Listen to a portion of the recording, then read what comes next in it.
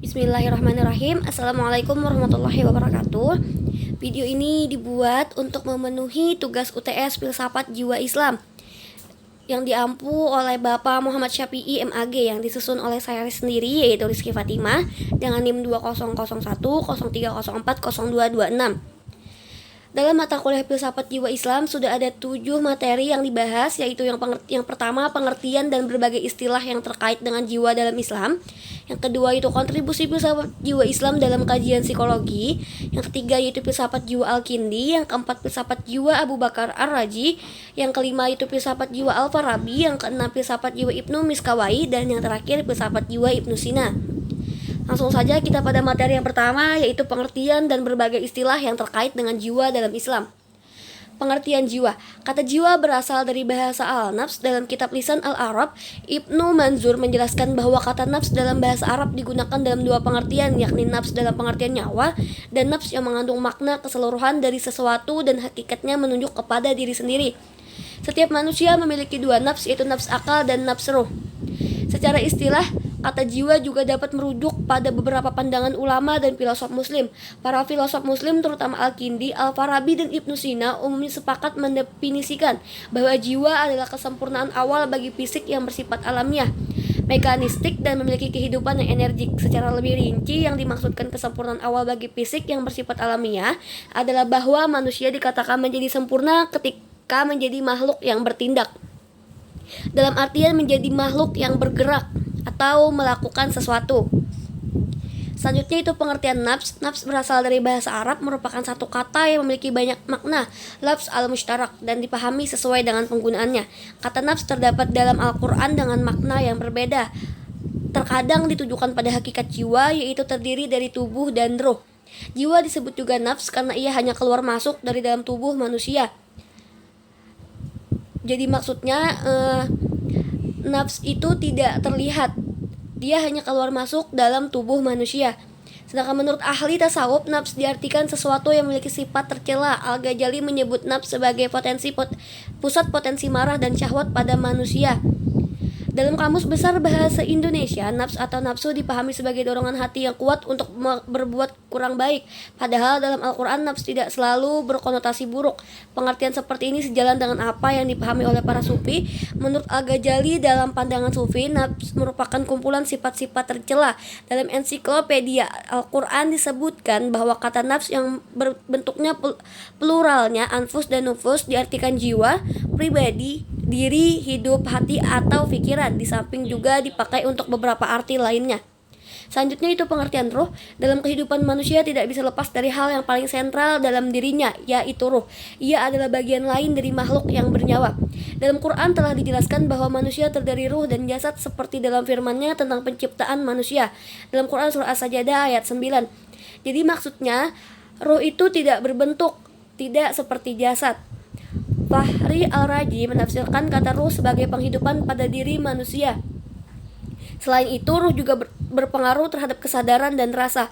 Sebagai contoh, kebahagiaan dan kesedihan tidak akan bisa dirasakan oleh manusia apabila ruh tidak ada. Yang maksudnya berarti, tanpa adanya ruh, tubuh manusia tidak dapat merasakan apapun. Selain Ar-Raji, Muhammad Abduh juga menafsirkan kata ruh sebagai James Latif, yaitu sesuatu yang bergerak dan yang menggerakkan. Ruh juga dapat membuat perubahan besar pada kehidupan. Al-ruh sering diterjemahkan dengan maksud al-nafs, sehingga kedua-duanya memberi satu makna yang sama. Sebagaimana dalam kamus Al-Maurid, al-ruh adalah nafs. Al-Ghazali membagi al-ruh kepada dua pengertian, yaitu pertama ruh yang bersifat jasmani yang merupakan bagian dari tubuh manusia. Kedua, ruh yang bersifat rohani yang merupakan bagian dari rohani manusia yang sifatnya halus dan gaib atau yang tidak terlihat. Materi yang kedua yaitu kontribusi filsafat jiwa Islam dalam kajian psikologi. Filsafat jiwa Islam dan psikologi. Pandangan Islam tentang potensi manusia yang komprehensif mendapat perhatian yang khusus dalam kajian filsafat Islam.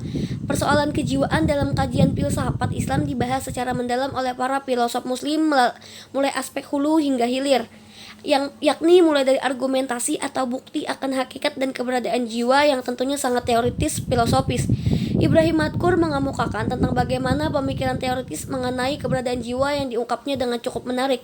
Menurutnya tidak ada karya Arab yang berpengaruh hebat dalam pemikiran Latin sehebat kitab An-Nafs-nya Ibnu Sina. Jelas Ibrahim Madkur, Ibnu Sina telah memberikan kontribusi besar yang sangat orisinil mengenai di antara bukti adanya jiwa.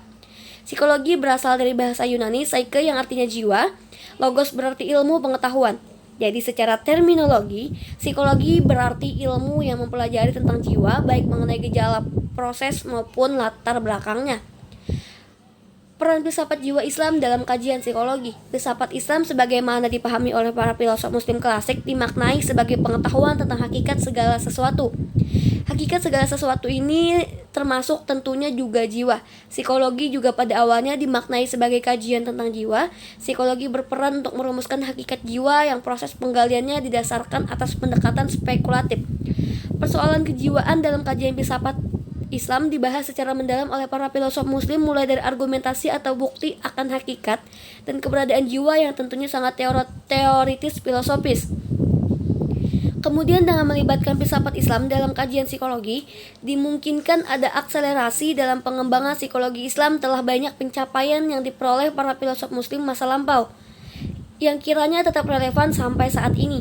Psikologi dalam filsafat juga akan menjadikan kajian filsafat tidak lagi dipandang sebagai sesuatu yang tidak jelas, melangit, namun benar-benar akan dirasakan manfaatnya langsung dalam upaya mengatasi berbagai penyakit manusia modern yang membutuhkan penanganan yang menyeluruh.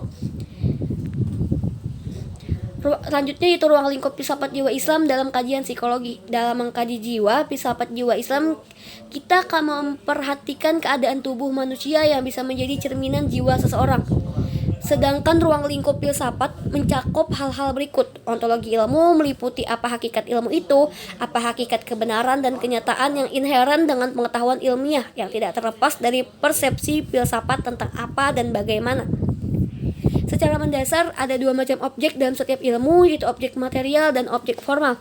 Objek material merupakan hal yang dijadikan sasaran penyelidikan, seperti tubuh hewan adalah objek material ilmu kedokteran hewan. Objek material filsafat adalah segala yang ada.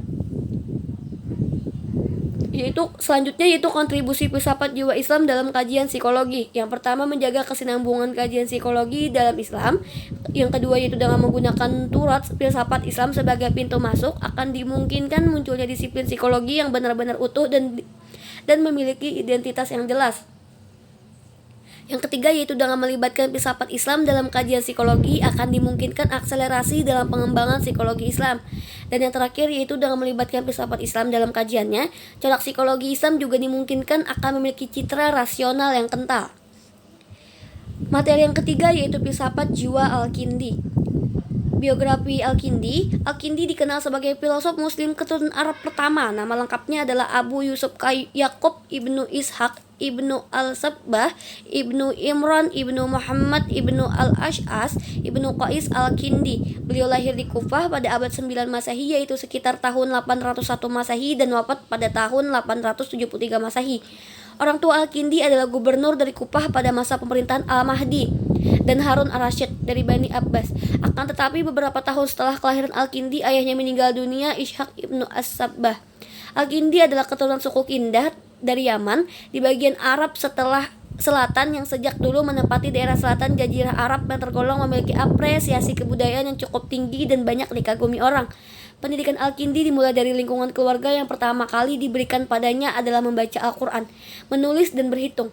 Pada masa kecilnya, Al-Kindi sempat merasakan masa pemerintahan Khalifah Harun Ar-Rasyid yang terkenal sangat memperhatikan dan mendorong perkembangan ilmu pengetahuan bagi kaum muslim. Selanjutnya itu pemikiran filsafat Al-Kindi. Filsafat menurut Al-Kindi adalah batas mengetahui hakikat suatu sejarah, batas kemampuan manusia. Tujuan filsafat dalam teori adalah mengetahui kebenaran dan dalam praktik adalah mengamalkan kebenaran atau kajian. Filsafat yang paling luhur dan mulia adalah filsafat pertama atau Tuhan, yang merupakan sebab atau ilah bagi setiap kebenaran atau realitas. Jadi menurut Al-Kindi, filsafat yang paling pertama yaitu adalah Tuhan. sang pencipta alam semesta. Dalam upaya perpaduan agama dan filsafat yang dilakukan Al-Kindi didasari pada keyakinan bahwa kitab suci Al-Quran telah menawarkan argumentasi-argumentasi yang meyakinkan seputar ihwal, kebenaran yang tidak akan pernah bertentangan dengan doktrin yang dihasilkan filsafat. Hanya saja, proses pemaduan agama dan filsafat tidak mungkin terlaksana tanpa mengakui keberadaan alat kerja agama dan filsafat yang sama. Al-Kindi dalam karyanya Kamiyah Kutub Aristoteles memaparkan perbedaan antara doktrin agama dan filsafat sebagai berikut.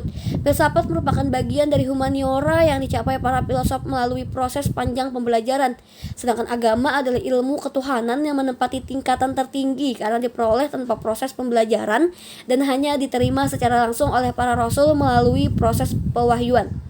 Yang kedua yaitu jawaban filsafat menunjukkan ketidakpastian dan memerlukan perenungan yang mendalam, sedangkan agama lewat kitab suci memberikan jawaban yang pasti dan meyakinkan. Dan yang ketiga, filsafat menggunakan metode logika, sedangkan agama mendekati persoalan manusia dengan keimanan. Jadi filsafat itu menggunakan logika atau pemikiran, sedangkan agama melalui keimanan atau wahyu. Selanjutnya itu pemikiran Al-Kindi tentang jiwa. Pemikiran Al-Kindi tentang jiwa tidak terlepas dari pemikiran Aristoteles. Menurut Al-Kindi, jiwa itu tidak tersusun, tetapi mempunyai arti penting, sempurna, dan mulia. Substansi roh berasal dari substansi Tuhan. Hubungan roh dengan Tuhan sama dengan hubungan cahaya dengan matahari. Selain itu, jiwa bersifat spiritual, ilahiyah, terpisah dan berbeda dari badan. Jadi menurut Al-Kindi, jiwa itu bukan badan. Jiwa itu terpisah dari badan. Jiwa mempunyai bentuknya sendiri. Menurut Al-Kindi, jiwa itu kekal dan tidak hancur bersama hancurnya badan. Jiwa tidak hancur karena substansinya dari Tuhan. Ketika jiwa berada dalam badan, ia tidak boleh kesenangan yang sebenarnya dan pengetahuannya tidak sempurna. Baru setelah ia berpisah dengan badan, ia akan memperoleh kesenangan yang sebenarnya dengan bentuk pengetahuan yang sempurna. Setelah berpisah dengan badan, jiwa pergi ke alam kebenaran atau alam akal. Alam haq, alam al-akal. Di dalam lingkungan cahaya Tuhan dan dekat dengan Tuhan dan dapat melihat Tuhan. Tempat inilah kebahagiaan abadi yang akan dirasakan oleh jiwa yang suci. Dari argumen ini terlihat jelas bahwa Al-Kindi mengakui keberadaan jiwa, namun keabadian jiwa itu jelas berbeda dengan keabadian Tuhan. Keabadian jiwa bukan dari dirinya sendiri, melainkan keabadiannya karena Allah. Jiwa sendiri menurut Al-Kindi sebagaimana dikutip Harun Nasution mempunyai 3 daya. Pertama, daya bernafsu, kedua daya pemarah, dan ketiga yaitu daya berpikir. Daya berpikir itu disebut akal. Al-Kindi menyatakan bahwa daya bernafsu pada manusia sama dengan babi, daya marah sama dengan anjing, dan daya berpikir sama dengan malaikat. Jadi orang yang dikuasai oleh jiwa bernafsu, tujuan hidupnya seperti yang dimiliki oleh babi. Siapa yang dikuasai oleh nafsu marah, ia bersifat seperti anjing. Dan siapa yang dikuasai oleh jiwa berakal akan mengetahui hakikat-hakikat dan menjadi manusia utama yang hampir menyerupai sifat Allah, seperti bijaksana, adil, pemurah, mengutamakan kebenaran dan keindahan. Materi yang keempat itu filsafat jiwa Abu Bakar Ar-Razi. Biografi Abu Bakar Ar-Razi. Abu Bakar Muhammad Ibnu Zakaria Al-Razi, yang selanjutnya akan disebut sebagai Al-Razi saja, lahir di Rai, suatu kota di dekat Teheran pada tahun 836 Masehi atau 251 Hijriah, dan wafat pada tahun 925 Masehi atau 313 Hijriah. Ia pernah menjadi direktur rumah sakit Rai dan kemudian direktur rumah sakit Baghdad. Ia terkenal di barat dengan nama Rajes dari buku-bukunya tentang ilmu kedokteran. Walaupun begitu, ia baru memulai belajar kedokterannya di akhir masa hidupnya. Kemungkinan besar ia belajar ilmu kedokteran di kota Baghdad yang pada saat itu merupakan ibu kota dinasti Abbasiyah.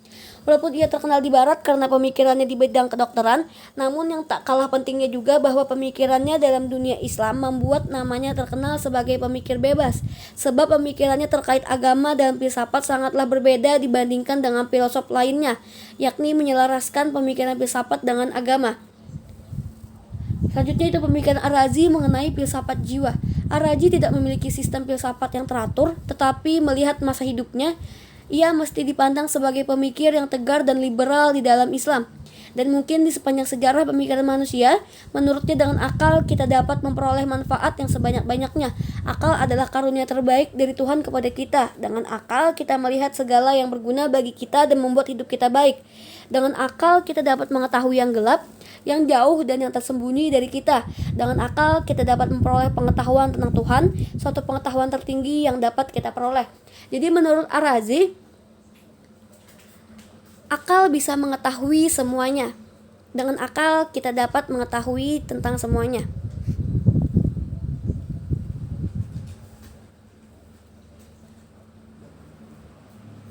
Yaitu selanjutnya itu konsep-konsep filsafat Ar-Razi. Filsafat metafisikanya, filsafat Ar-Razi dikenal dengan ajarannya 5 kekal, yaitu Allah Ta'ala, jiwa universal, materi pertama, ruang absolut, dan masa absolut. Menurut Ar-Razi, 2 dari 5 yang kekal itu hidup dan aktif, yaitu Tuhan dan jiwa atau roh universal. 1 daripadanya tidak hidup dan pasif, yaitu materi. 2 lainnya tidak hidup, tidak aktif, dan tidak pula pasif, yakni ruang dan masa. Filsafat moralnya, adapun pemikirannya Ar-Razi tentang moral sebagai tertuang dalam bukunya Al-Taif Al-Ruhani dan Al-Sirah Al-Falsafiyah, bahwa tingkah laku pun mestilah berdasarkan petunjuk rasio. Hawa nafsu harus berada di bawah kendali akal dan agama. Jangan sampai hawa nafsu yang mengendalikan akal dan agama. Filsafat kenabian, Ar-Razi menyanggah anggapan bahwa untuk keteraturan kehidupan manusia memerlukan nabi. Pendapatnya kontroversial ini harus dipahami bahwa ia adalah seorang rasionalis murni. Akan menurutnya adalah karunia Allah yang terbesar untuk manusia. Dengan akal manusia dapat memperoleh manfaat sebanyak-banyaknya, bahkan dapat memperoleh pengetahuan tentang Tuhan. Karena itu manusia tidak boleh menyia-nyiakan dan mengekang ruang gerak akal, tetapi memberi kebebasan sepenuhnya dalam segala hal. Jika akal tidak ada, samalah halnya manusia dengan binatang atau anak-anak atau orang gila.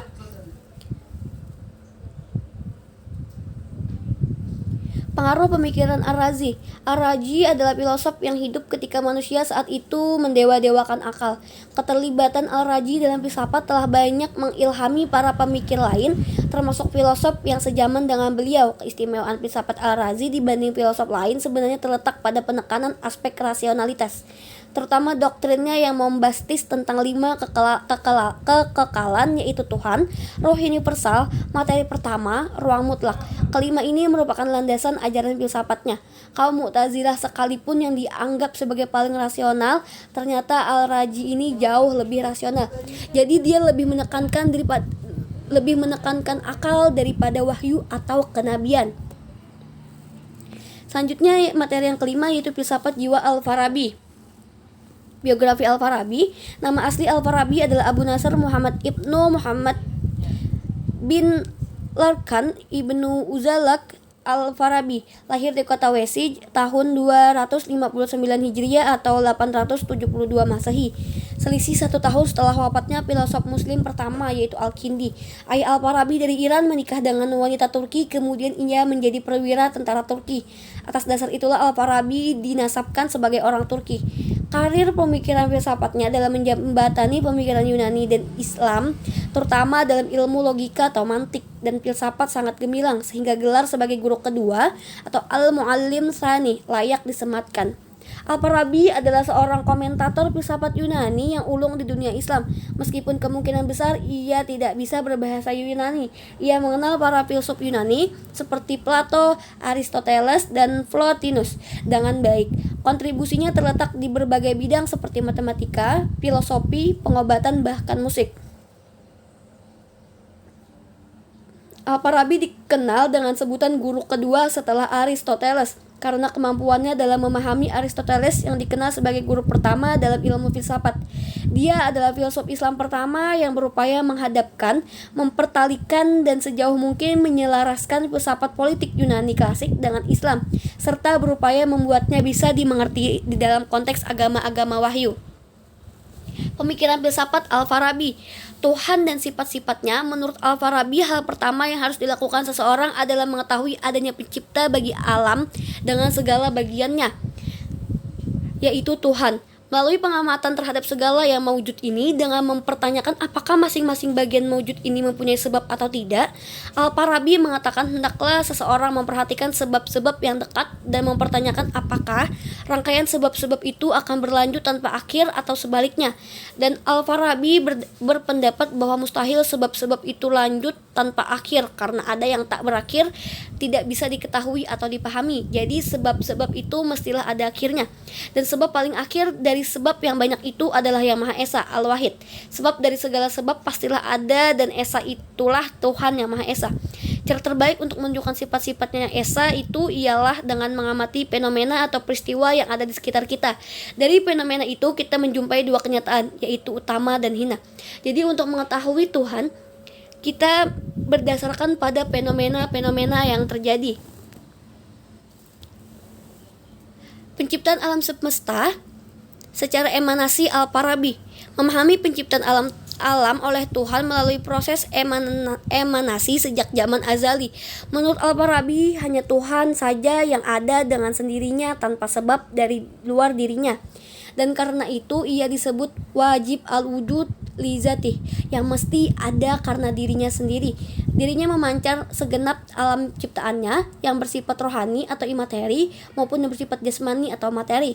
Segenap alam tidaklah ada dengan sendirinya, tapi akan karena sebab diciptakan dan dipancarkan oleh Tuhan. Jadi menurut Al-Farabi, Tuhan itu ada dengan sendirinya, sedangkan alam itu diciptakan oleh Tuhan. Menurutnya penciptaan jagat raya ini terjadi dalam 10 emanasi secara bertingkat. Wujud kedua atau akal pertama berpikir tentang dirinya dan menghasilkan wujud berupa langit pertama. Akal kedua berpikir tentang Tuhan melahirkan akal ketiga. Akal ketiga berpikir tentang Tuhan menghasilkan akal keempat dan seterusnya sampai akal ke-10. Dari akal ke-10, akal tersebut berpikir tentang dirinya menghasilkan wujud materi berupa langit, bintang, Saturnus, Jupiter, Mars, matahari, Venus, Merkuri, dan rembulan. Pada akal ke-10 dayanya sudah melemah dan tidak mampu lagi beremanasi. Begitulah mata rantai emanasi berlangsung. Akal ke-10 ini mengatur dunia panah dan ruh-ruh manusia serta 4 unsur materi pertama dalam banyak, yakni dalam bentuk, yakni air, tanah, api, dan udara. Selanjutnya itu pemikiran filsafat jiwa Al-Farabi. Al-Farabi berusaha membuat sintesa antara pandangan Plato dan pandangan Aristoteles terkait jiwa manusia. Mengikuti pandangan Aristoteles, Al-Farabi menyatakan bahwa jiwa manusia merupakan bentuk bagi tubuhnya. Namun tidak sekedar itu, karena ia juga mengikuti pemikiran Plato yang mengatakan bahwa jiwa manusia adalah substansi materi yang tidak hancur dengan hancurnya badan. Berbeda dengan Plato, Al-Farabi tidak mengakui praeksistensi jiwa manusia.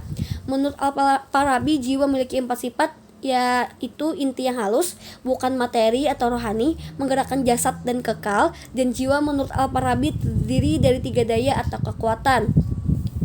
Jadi menurut Al-Farabi, jiwa itu kekal dan menggerakkan jasad. Jadi sekalipun tubuh hancur, dia tidak akan hancur seperti hancurnya badan.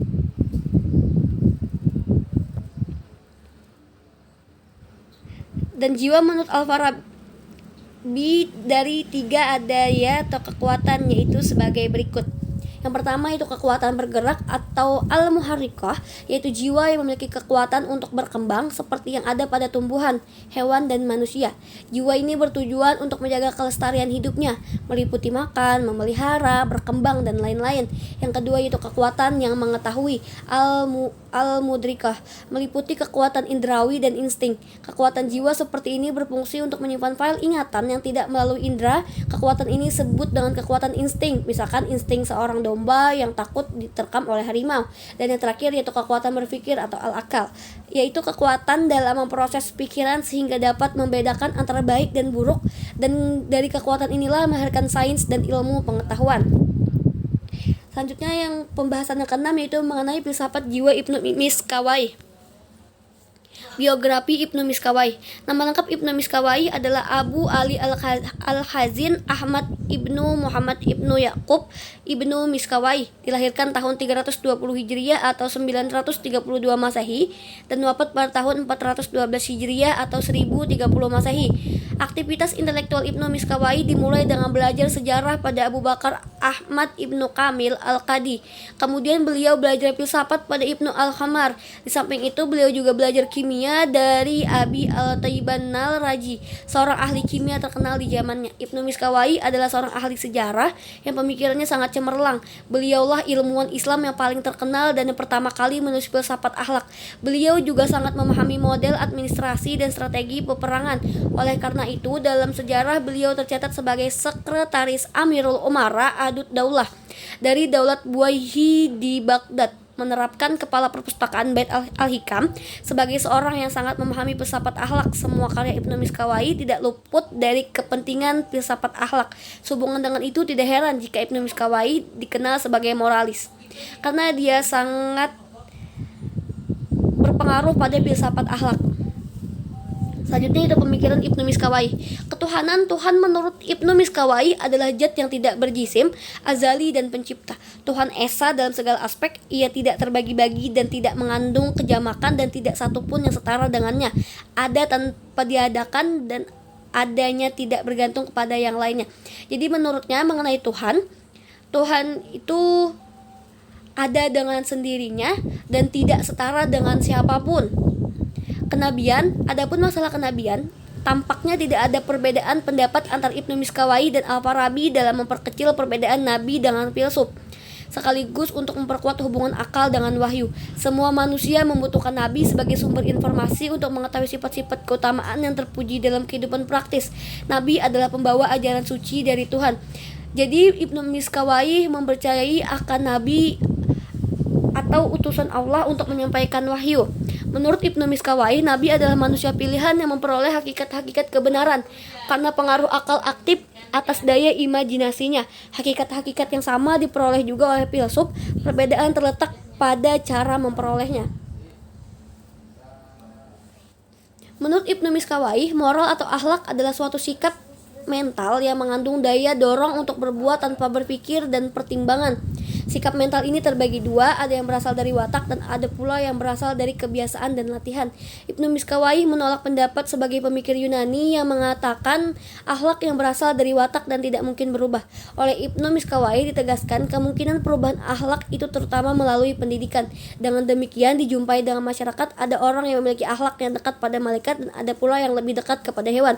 Jadi menurut Ibnu Miskawai, akhlak atau moral itu dapat berubah, dia tidak kekal, bisa berubah dengan adanya pendidikan. Selanjutnya itu pemikiran filsafat jiwa Ibnu Miskawai. Jiwa menurut Ibnu Miskawai adalah substansi yang tidak dapat diindra. Untuk memahami ini, ia selalu membedakan antara jiwa dengan materi. Sebagaimana yang dipahami, jiwa lebih condong kepada yang tidak dapat ditangkap dan diraba, sedangkan materi adalah memiliki bentuk yang dapat diraba. Dalam hal ini berarti bahwa materi dapat dibuktikan dengan panca indera, sedangkan jiwa tidak, karena bukan fisik dan bukan juga bagian dari fisik maupun kondisi fisik. Sebab itu hakikatnya sesuatu lain karena berbeda dari fisik baik secara ciri-ciri maupun berperilaku. Jiwa menurut Ibnu Miskawai berarti dia tidak berbentuk fisik, tidak berbentuk materi, dan tidak dapat dilihat ataupun diraba maupun ditangkap oleh panca indera. Jiwa bagi Ibnu Miskawai tidak berubah dan hancur, tidak sama seperti James dapat berubah dan hancur. Jiwa senantiasa rindu kepada pengetahuan tentang Tuhan dan jiwa merasa bahagia dan pengetahuan tersebut. Ini menunjukkan bahwa jiwa bukan bagian dari James yang selalu merindukan kenikmatan materialis. Keunggulan sifat dan tingkah laku jiwa atas badan menyebabkan status jiwa sebagai pembimbing badan. Jadi menurut Ibnu Miskawai, jiwa itu dapat membimbing badan karena jiwa bukan bagian dari badan. Jiwa menurut Ibnu Miskawai dibagi menjadi 3 daya, yaitu jiwa rasional, al-nafs an-natiqah, yang mempunyai daya fikir disebut dengan jiwa atau raja, mulukiyah, yang merupakan fungsi jiwa tertinggi yang memiliki kekuatan berpikir dan melihat fakta dengan alat otak. Yang kedua yaitu jiwa binatang buas, al-nafs as-sibaiyah, yang mempunyai daya marah, yaitu keberanian yang menghadapi resiko, ambisi terhadap kekuasaan, kedudukan dan kehormatan yang menggunakan alat hati. Yang ketiga itu jiwa binatang, al-nafs al-bahimiyah, dengan daya nafsu, yaitu daya hewani yang mendorong untuk makan, minum, kelezatan, seksualitas, dan segala macam kenikmatan indrawi, dan alat yang digunakan adalah jantung. Yang terakhir yaitu materi mengenai filsafat jiwa Ibnu Sina. Biografi Ibnu Sina. Ibnu Sina mempunyai nama lengkap Abu Al-Ali Husain Ibnu Abdullah Ibnu Al-Hasan Ibnu Ali Ibnu Sina, atau di dunia barat dikenal dengan nama Avicenna. Ia dilahirkan pada bulan Safar di desa Afsana pada tahun 337 Masehi, 370 sampai 428 Hijriah atau 920 sampai 1037 Masehi. Sebuah desa dekat dengan Bukhara, kini termasuk wilayah Uzbekistan, pada masa sebuah dinasti Persia di Asia Tengah. Ibunya yang bernama Satereh yang berasal dari Bukhara, ayahnya bernama Abdullah, ia adalah seorang sarjana yang dihormati berasal dari Baklan, kini menjadi wilayah Afghanistan, yaitu sebuah kota penting di masa pemerintahan dinasti Samaniyah. Di Bukhara pada usianya yang sangat muda, 10 tahun, ia telah menghafal Al-Quran dan belajar filsafat, ilmu-ilmu agama Islam, astronomi, matematika, fisika, metafisika, dan logika. Ia belajar ilmu kedokteran pada seorang Masehi yang bernama Isa bin Yahya. Pada usia 16 tahun ia telah menjadi seorang dokter dan mampu memecahkan masalah pengobatan dengan melalui metode eksperimen yang dilakukannya. Pada usianya yang 22 tahun ayahnya wafat. Ibnu Sina meninggalkan Bukhara menuju Jurjan, kemudian ke Khawarizm. Akibat kekacauan politik ia berpindah dari suatu daerah ke daerah lainnya, akhirnya sampai ke Hamazan. Selanjutnya itu filsafat emanasi atau al-fayat. Ibnu Sina memecahkan dengan teori emanasi atau pancaran. Sebenarnya teori emanasi ini bukanlah berasal murni dari hasil renungan Ibnu Sina, karena teori emanasi ini berawal dari Al-Farabi, tetapi berasal dari neoptoletisme yang menyatakan hal ini terjadi wujud alam padahal dari pancaran Esa. Kemudian Ibnu Sina mengambil kaidah filsafat Plotinus yang menyatakan bahwa dari yang satu hanya satu yang melimpah. Dengan demikian dapat dipahami berarti Tuhan bergerak dari doktrin spekulatif filsafat Yunani atau Aristoteles telah bergeser menjadi Tuhan dari sesuatu yang sudah ada secara pancaran. Bila dicermati secara saksama, filsafat emanasi Ibnu Sina tidak jauh berbeda dengan emanasi menurut Al-Farabi, bahwa dari Tuhan memancar akal pertama dan dari akal pertama memancar akal kedua dan langit pertama. Demikian seterusnya hingga tercapai akal ke-10 dan bumi. Dari akal ke-10 memancar segala apa yang terdapat di bumi yang berada di bawah bulan. Akal pertama adalah malaikat tertinggi dan akal ke-10 adalah malaikat Jibril. Sebagaimana Al-Farabi, Ibnu Sina juga mengajukan teori emanasi ini mentauhidkan Tuhan semutlak-mutlaknya. Karena itu Tuhan tidak bisa secara langsung menciptakan alam yang banyak jumlah unsurnya. Jika Tuhan berhubungan langsung dengan alam yang plural ini, tentu dalam pemikiran Tuhan terdapat hal yang plural pula. Hal ini termasuk merusak citra tauhid. Keesaan Tuhan menjadi ternoda karenanya. Selanjutnya ada filsafat jiwa atau nafs. Dalam kitabnya yang berjudul An-Najah atau Keselamatan, Ibnu Sina benar-benar menulis tentang jiwa. Dia mengatakan jiwa tidak mati karena kematian tubuh. Jiwa dan tubuh bukanlah sesuatu yang sama, melainkan dua hal yang berbeda. Pendapat ini pendapat yang benar tentang hakikat jiwa. Jadi jiwa menurut Ibnu Sina berbeda dengan tubuh. Jadi ketika tubuh kita mati, maka jiwa tidak akan ikut mati dengan tubuh. Menurut Ibnu Sina, jiwa memancar dari akal ke-10 dan substansinya dapat dibuktikan melalui 3 cara, yaitu yang pertama ketika manusia merenungkan dirinya. Pada waktu itu secara sadar ia mengenal bahwa dirinya ada selama hidupnya. Kedua, bila manusia menemukan suatu persoalan dengan menumpahkan segala perhatiannya terhadap persoalan tersebut, di saat itu ia merasa dirinya bebas dari raga sehingga ia berani berkata bahwa saya akan berbuat begini tanpa merasa terikat sedikit pun dengan raga. Dan ketiga, manusia mampu menghimpun aktivitas fisik organisme yang dilakukan tanpa kesulitan. Pengenalan terhadap aktivitas fisik tersebut membuktikan bahwa jiwa itu lain dari fisik. Ibnu Sina mengklasifikasikan jiwa dalam 3 doktrin. Yang pertama yaitu jiwa tumbuh-tumbuhan atau nafs nabatiyah, adalah kesempurnaan yang sangat dibutuhkan oleh makhluk hidup, dan dengannya makhluk hidup bisa berkembang biak, bertambah, dan makan. Jiwa mempunyai 3 kekuatan menyerap makanan atau gizaniyah, kekuatan pertumbuhan atau kuatun namiyah, dan yang ketiga yaitu kekuatan perkembangbiakan, kuatun tawaludiyah. Yang kedua yaitu jiwa binatang atau nafsawaniyah, untuk melengkapi seluruh kesempurnaan manusia yang dengan jiwa ini dapat bergerak dan berpikir. ketiga yaitu jiwa manusia. Semua daya nabati dan hewani yang tersebut di atas juga terdapat pada manusia, kecuali manusia mempunyai daya-daya lain seperti daya pikir. Jadi bedanya manusia dengan tumbuhan ataupun binatang yaitu adalah manusia dapat berpikir. Daya ini mempunyai dua bagian, yaitu daya praktis atau amaliyah dan teoritis atau nazariyah amaliyah. Masing-masing daya ini disebut akal. Daya praktis adalah daya penggerak tubuh manusia untuk berbuat. Menurut Ibnu Sina, daya praktis menghasilkan etika atau akhlak, sedangkan daya teoritis adalah daya mengetahui yang didominasi oleh pengertian-pengertian yang abstrak, misalnya konsep manusia yang dikonsentrasikan dengan diri manusia, atau konsep keadilan dengan perbuatan-perbuatan yang baik. Kemudian daya ini bisa menghasilkan pengetahuan atau makrifah atau ulum. Maka sifat seorang manusia itu tergantung kepada tiga jiwa tersebut. Jika jiwa tumbuhan dan hewan yang tumbuh atau menetap pada dirinya, maka orang itu akan menyerupai binatang. Namun jika sifat manusia yang tumbuh dalam dirinya, orang itu akan menyerupai dengan malaikat yang lebih dekat dari kesempurnaan. Dalam hal ini daya praktis sangat berperan penting, karena daya inilah yang akan mengontrol hawa nafsu seseorang, yang pada akhirnya tidak akan menghalangi daya teoritis untuk mengantarkan manusia ke jenjang yang lebih tinggi untuk menuju suatu kesempurnaan. Jadi menurut Ibnu Sina, jiwa manusialah yang harus menguasai dibandingkan jiwa tumbuhan dan hewan. Selanjutnya itu filsafat kenabian atau al-nubuwah. Akal mempunyai 4 tingkat dan yang paling rendah adalah akal material atau al-aqlal hayulani.